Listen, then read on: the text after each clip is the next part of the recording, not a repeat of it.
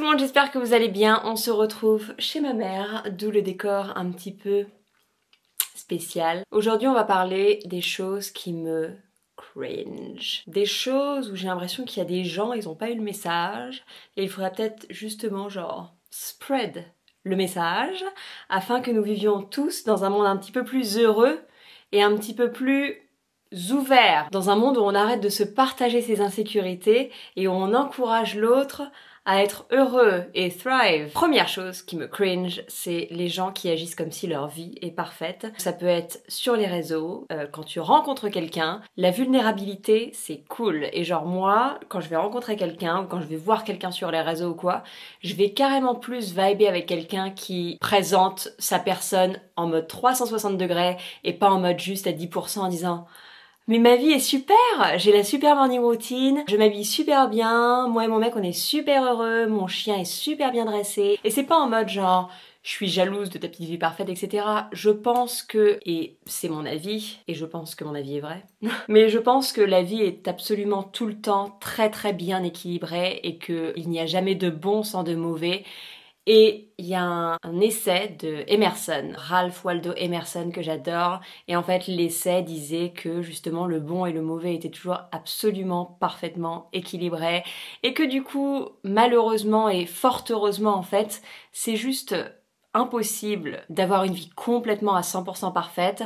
Et je suis absolument pour la positivité, mais je suis pour également la sincérité. Récemment, j'ai lu un truc qui disait que l'univers nous demandait de la sincérité, de la persévérance pour genre nous meet halfway et nous donner ce qu'on veut. Et je pense qu'il y a trop de gens en fait qui pensent qu'il faut prétendre que tout va bien, il faut prétendre que j'ai confiance en moi, il faut prétendre que blabla. Alors qu'en fait c'est si genre sexy et sympa de rencontrer quelqu'un qui est juste entier, genre tout le monde est entier, mais qui a genre l'honnêteté de se montrer entier. Et ça va également genre désencourager les insécurités, parce que justement montrer que t'as une vie parfaite, ça encourage les insécurités parce que du coup on va aller se comparer, etc. Et surtout, c'est là le gros problème des réseaux que on fait croire en fait que la vie parfaite est possible alors qu'en fait absolument pas. Et c'est pareil quand au sein d'un boulot, et surtout moi dans la mode où c'est genre pretend land, quand je vais rencontrer quelqu'un qui va juste être normal en fait, qui va pas être dans la prétention que tout va bien, mais je vais grave kiffer cette personne. Je vais me dire, toi, mais tu es ma personne, absolument. En vérité, genre, la vulnérabilité est bien plus puissante qu'on le pense, et bien plus puissante surtout que la perfection apparente. Et pour moi, c'est ça qui nous permet vraiment genre de nous connecter aux autres, c'est de montrer qu'on est juste humain, avec nos forces et avec nos faiblesses. Donc ce que je vous propose à partir de maintenant, c'est d'arrêter de prétendre que tout est parfait, que tout est génial, et juste avoir le courage, parce que c'est un courage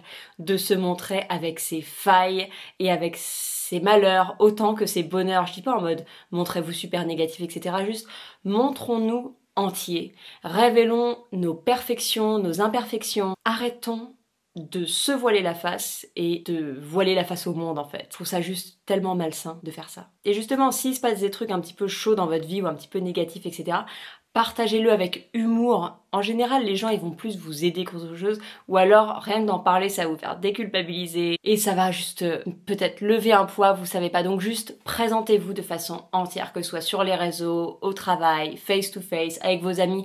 Arrêtons de bullshit, ça ne sert à rien du tout. À rien du tout. Le second truc, c'est genre suivre aveuglément les tendances. Ça, c'est un truc que j'ai d'abord remarqué au fil de ma vingtaine, mais j'ai d'abord remarqué ça genre sur Oxford Street à Londres, genre du coup j'ai habité à Londres pendant 10 ans, et quand tu vas sur Oxford Street, tout le monde est genre copycat, genre copie-coller, tout le monde est habillé exactement pareil, tu vois les vitrines des magasins et tu vois les gens habillés exactement pareil, ou alors tu vas dans un quartier qui s'appelle genre, je sais pas, Hackney, un quartier un petit peu cool, etc.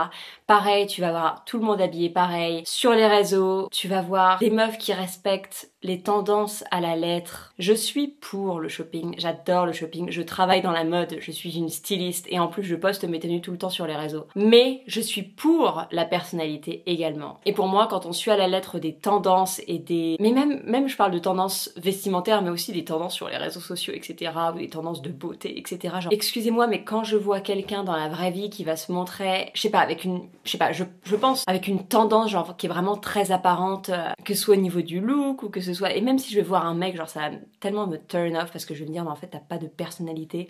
C'est bien de tourner les trucs un petit peu à sa façon ou à son style. C'est bien par exemple, je sais pas, les tendances sur les réseaux sociaux, de pas toutes les adopter, d'en adopter quelques-unes et genre d'en rire.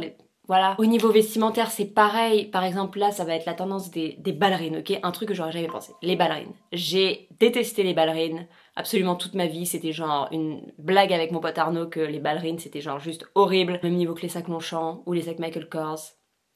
Ça, c'est une autre histoire. Et là, en fait, voilà, regardez. Juste là, regardez. Voilà, j'ai acheté des ballerines. Et du coup, je me dis, victime de la tendance. Mais genre, plus je vois de photos de ballerines, plus je trouve ça cool. Je me suis acheté des ballerines. Voilà, nice. Cool, tranquille. Je ne vais quand même pas respecter absolument toutes les tendances à la lettre. Attendez, j'essaie de penser à un autre truc. Par exemple, la tendance Y2K.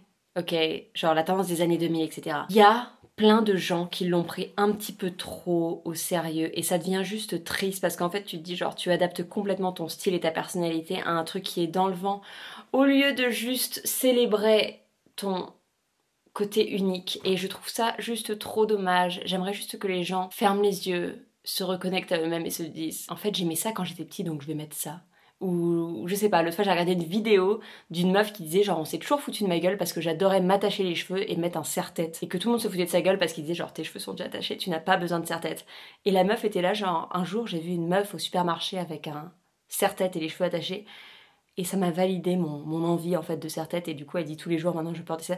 Vous avez compris le truc, genre juste se reconnecter avec les trucs qu'on aime nous, juste qu'on aime nous. Pas parce qu'il y a un truc qui est tendance ou qui est populaire, on va pas vous aimer ou vous kiffer plus parce que vous portez telle ou telle chose et si vous pensez que c'est le cas, ou si d'ailleurs ça devient le cas, si quelqu'un vous respecte plus, et ça c'est de la grosse merde, mais si quelqu'un vous respecte plus, par exemple, je parle dans mon boulot, si tu portes la dernière tendance de blabla, évidemment on va te regarder en mode ah, alors qu'en fait c'est juste la personnalité qui prime, bro. Mais bref, si quelqu'un vous respecte plus parce que vous portez telle ou telle chose, ou parce que vous avez fait telle ou telle tendance, ou parce que vous êtes plus cool, etc., cette personne... Waouh, j'avais terminé ma phrase de façon violente. Il faut que cette personne se reconnecte à son lui intérieur, ou son elle intérieur. Elle se reconnecte avec la nature, et ce qui est vrai. C'est juste que justement, je trouve que ce qui rend une personne intéressante, c'est justement ce qui va la distinguer des autres. Justement. Mais c'est ça qui fait notre particularité, c'est ça qui fait que les gens nous aiment, c'est le petit truc chelou en nous, en vrai. Genre pourquoi vous kiffez vos potes? Pas parce qu'ils sont parfaits ou parce que... C'est justement le petit truc qui déconne qu'on va justement kiffer, c'est pas vrai? Alors pourquoi ne pas embrasser ce qui vous rend unique au lieu de suivre le trou? J'en viens à mon troisième point qui est absolument en totale contradiction avec ce que je viens de dire, mais vous avez compris mon point quoi. Mon dernier point, c'est les femmes qui jugent les autres femmes.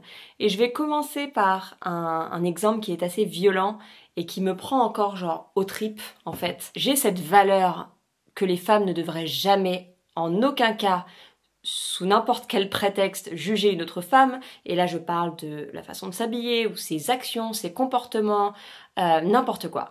Une femme ne devrait jamais juger une autre femme sur rien du tout. Que dalle, rien, sous aucun prétexte.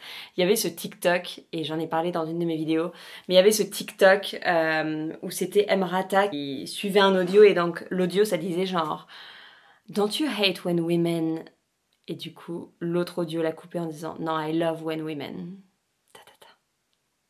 Parce qu'on ne devrait jamais, jamais, jamais se juger sur absolument rien. Pour moi, c'est vraiment genre une habitude toxique dont il faut absolument se débarrasser. Et c'est quelque chose que je vois trop souvent. Juste pourquoi on ressent le besoin de rabaisser quelqu'un d'autre. En tant que femme, je trouve qu'on fait déjà face à pas mal de défis dans la vie de tous les jours. Et justement, au contraire, on devrait plus se serrer les coudes et se montrer de la solidarité plutôt que de se descendre entre nous. Et pour moi, le jugement, ça va que nourrir l'insécurité et la division et on n'a juste pas besoin de ça du tout. Donc c'est pareil, arrêtons de gossiper, arrêtons de regarder les meufs et la façon dont elles sont habillées, ce qu'elles font, et si c'est bien et si c'est pas bien.